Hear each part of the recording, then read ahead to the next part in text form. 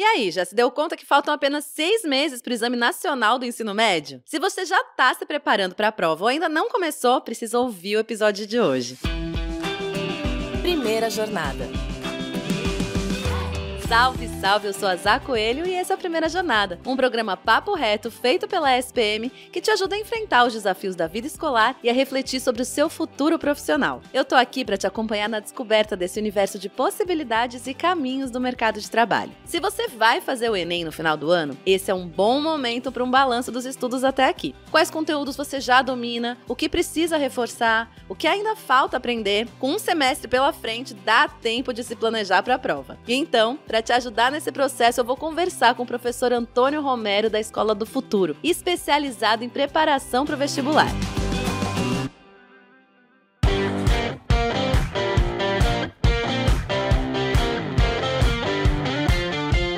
Bom, Antônio, faltam aproximadamente 6 meses para a prova do Enem, né? Quem vai fazer a prova deve fazer o que nesse momento? O que a gente pode dar de dica para o pessoal que está ouvindo? O que evitar, o que fazer? Antes de tudo, a gente tem que considerar que o Enem é uma prova diferente.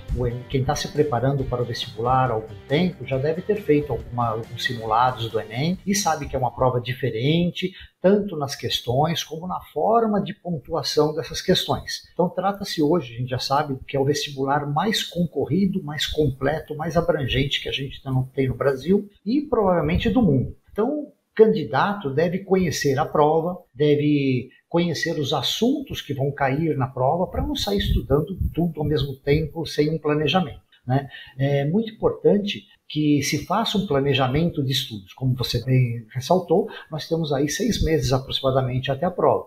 Então, querer estudar tudo ao mesmo tempo não vai dar certo.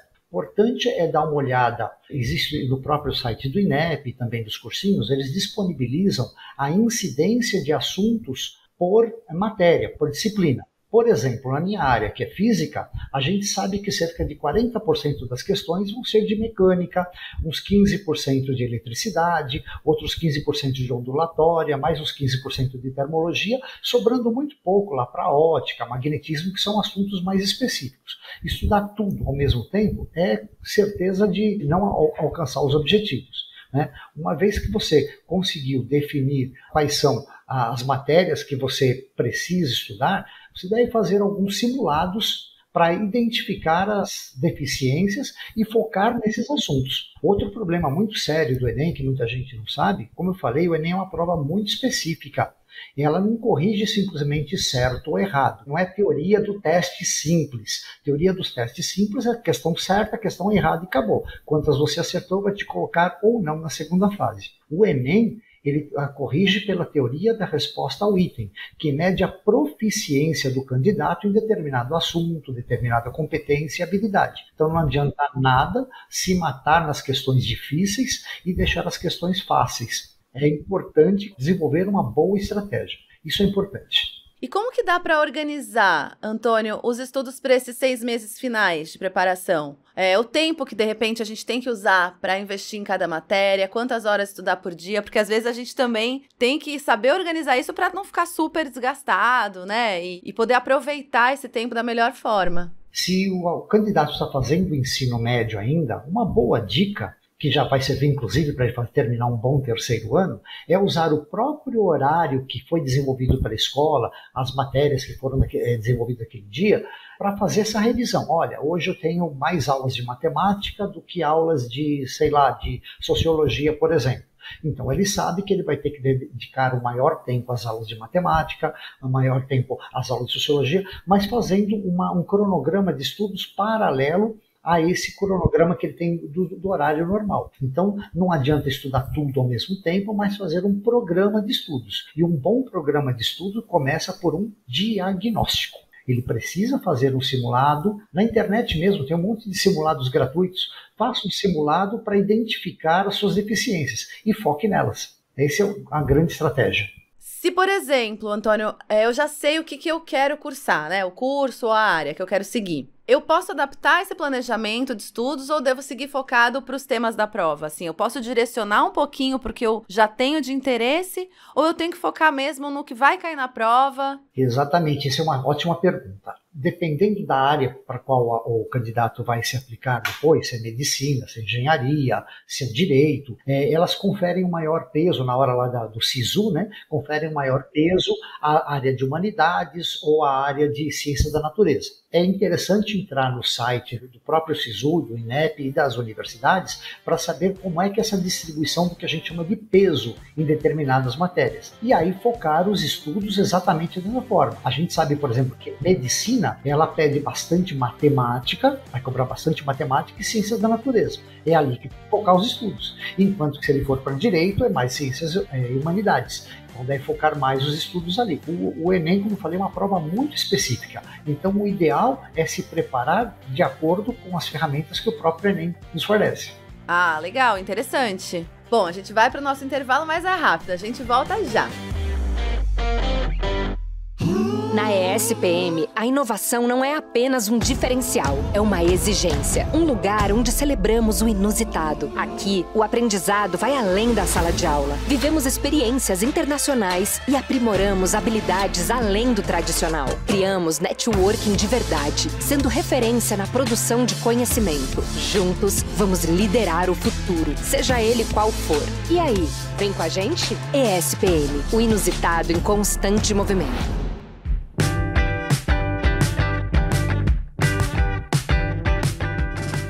Voltei para falar mais sobre a preparação do Enem com o professor Antônio Romero, da Escola do Futuro, e especializado em preparação para o vestibular. Antônio, agora me fala, como a gente consegue conciliar os estudos para o Enem com o ensino médio? Se a minha escola não foca exatamente nessa preparação nesses últimos 6 meses do ano, é bastante coisa, né? Se a sua escola não é focada no Enem, o ideal é você fazer a sua programação paralela e, de novo, usando a própria programação da escola. Uma vez que você tem um horário da escola, o horário do terceiro ano, geralmente de ensino médio, é mais ou menos voltado para uma revisão do que foi aplicado até então. Então, é uma ótima estratégia usar aquele horário como base para montar o seu, mas sem antes esquecer do diagnóstico que você fez anteriormente, que vão permitir, e também do levantamento do peso de cada disciplina no curso que você quer fazer, né? Justamente para que você foque os estudos aonde realmente é mais necessário. Não adianta, de novo, estudar tudo ao mesmo tempo, não adianta se matar de querer estudar só aquilo que gosta também,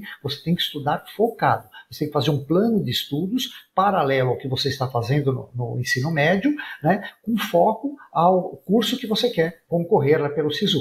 Basicamente é isso. E dentro da prova do Enem, a redação é a única etapa subjetiva, né? Tem uma pontuação, inclusive, diferente. A preparação para essa parte da prova também tem que ser diferente, Antônio? E o que eu devo fazer a essa altura do campeonato? O que você pode trazer aí de dicas, de direcionamentos? Porque eu acho que a redação realmente é uma parte da prova que gera muita ansiedade e tensão, né? Bom, a redação do Enem é uma coisa extremamente interessante, extremamente importante. Os temas são sempre muito bem escolhidos, os temas são sempre atuais e aí está o ponto-chave. É importante se manter atualizado e aumentar o repertório. E como que a gente se mantém atualizado e melhora o repertório? Lendo bons jornais, acessando bons sites de notícias, bons blogs como esse nosso, tendo informação de qualidade. Não adianta pegar informação de redes sociais, Facebook, essas coisas, não adianta. Precisa de realmente informação de qualidade. E onde a gente consegue isso? Nos sites de qualidade e em publicações como nós temos aqui da Carta Mensal, que oferece aí um material de altíssima qualidade, muito bem elaborado, sempre temas bem discutidos, bem apresentados. O importante é ter um bom repertório. E esse bom repertório tem que ter uma certa precedência, né? Não adianta estudar o que aconteceu no mundo uma semana antes. Isso é importante, obviamente, mas os assuntos que vão cair na redação são assuntos ali de uma média de cerca de uns 6 meses antes, sobre aqueles temas que serão tratados na redação do Enem. Então, temas que têm a ver com conflitos mundiais, com problemas de preconceito, problemas voltados para a intolerância dos diversos tipos. Isso é sempre atual no Enem e, além, obviamente, de ser muito bom na ortografia e gramática, a atualidade é fundamental. Se manter atual, manter atualizado e ter um ótimo repertório. Saber discutir, apresentar o seu argumento documento com várias fontes, né? Fontes de cinema, isso é ótimo, né? Do cinema, fontes das notícias atuais, citar livros, citar bons autores, além dos textos apresentados. Então o segredo é se manter atual e manter ali um arquivo ali de uns 6 meses anterior ao Enem, já é o suficiente. Então o que está acontecendo agora tem grande chance de cair no Enem daqui a 6 meses. Interessante, importante pensar dessa forma. E se desconectar? Essa parte agora que é tão, né, a gente às vezes não pensa nisso. Se desconectar um pouco dos estudos, fazer outras atividades, fazer esportes, jogar videogame, assistir séries, filmes, cultura, enfim. Isso também é importante? Você considera essa uma parte também de todo esse processo que é importante? Sim, isso é fundamental. O Enem, além de ser uma prova de conhecimentos da vida toda, de toda a vida de estudante, ou seja, na prova do Enem você está sendo cobrado pelos seus 11 anos anteriores de escolaridade, ele também é uma prova de resistência física. Você vai entrar numa sala por volta da 1h da tarde e vai ficar até às 6h30 da tarde. São pelo menos 5 horas de prova sentado numa sala. Isso é extenuante. Isso aí é pesado. Isso é forte. Se você não tiver um bom preparo físico, se você não tiver um bom preparo mental, não vai aguentar. Tem muita gente que acaba sendo vencido pelo próprio corpo. Então, praticar um esporte é fundamental. Descansar a cabeça de vez em quando é ótimo. Isso significa ir ao shopping, ir à praia, piscina, sair com os amigos, jogar videogame de vez em quando, assistir uma sériezinha de vez em quando. É lógico, tudo muito bem ajustado de acordo com o seu cronograma de estudos. Descansar a cabeça não é ficar com os olhos grudados 2, 3 horas no celular. Não, vai ficar grudado em uma tela, que seja assistir um bom filme, um filme que vai inclusive melhorar o seu repertório para depois para a redação. Ou seja, você descansa, se instrui e faz algo interessante. Tá? Então a preparação física é interessante, a preparação mental é fundamental. Tem gente que pratica meditação, isso é muito interessante. Então ali nos momentos da prova, a hora que bate aquele... Não, peraí, dá uma meditaçãozinha de 3 minutos, 5 minutos, faz um relaxamento, uma respiração, pronto. Volta a ter a atenção focada na prova. Então, realmente, descansar, se preparar para a prova mental e fisicamente é fundamental. Como diz o velho ditado, né? Mente sã e corpo são, senão não tem como. Antônio, te agradeço muito pelo papo. Acho que trouxe muitas coisas interessantes para quem está nesse momento, que gera tantas ansiedades e tensões. Acho que tranquilizou o pessoal aqui. Obrigada pelo papo, viu? Obrigado você pelo convite.